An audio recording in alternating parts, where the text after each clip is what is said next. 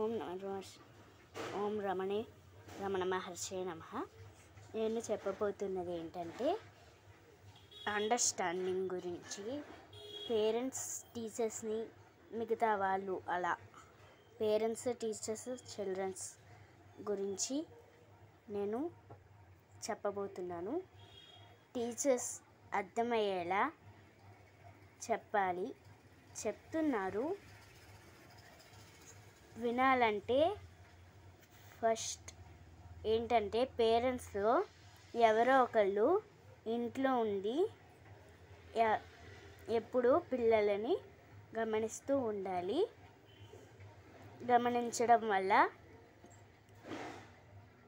గమనించడం వల్ల పిల్లలు ఎప్పుడు చదువుతూ లేదా కాసేపు కూర్చొని బొమ్మలతో ఆడుకుంటూ ఉంటారు.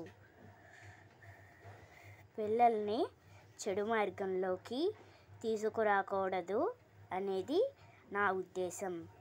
పిల్లలు చెడు మార్గంలోకి వెళ్తే మీ మాట కూడా వినరు. కాబట్టి ఎప్పుడు పిల్లలని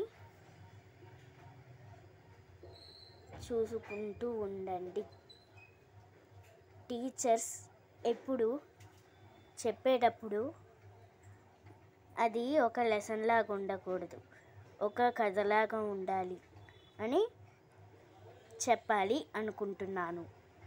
అలా చెప్తేనే టీచర్స్ చెప్పగలరు, పిల్లలు ఆకృతిగా వినగలరు.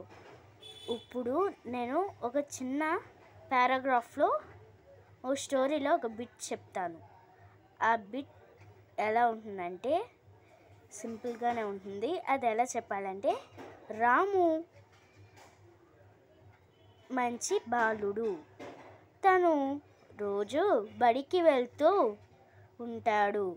తను ఆడుకుంటూ సరదాగా మిగతా వాళ్ళతో కలుసుకొని మాట్లాడుతూ అందరితో కలిసి ఉంటాడు.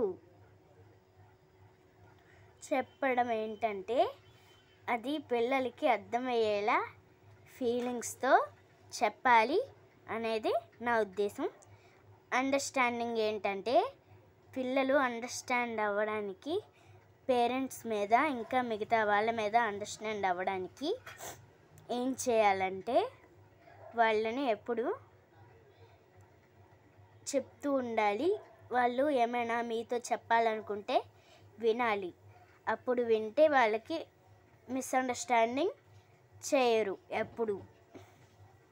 ఎప్పుడు మిస్అండర్స్టాండింగ్ అవ్వదు, మీ మధ్యలో అలాగవ్వదు.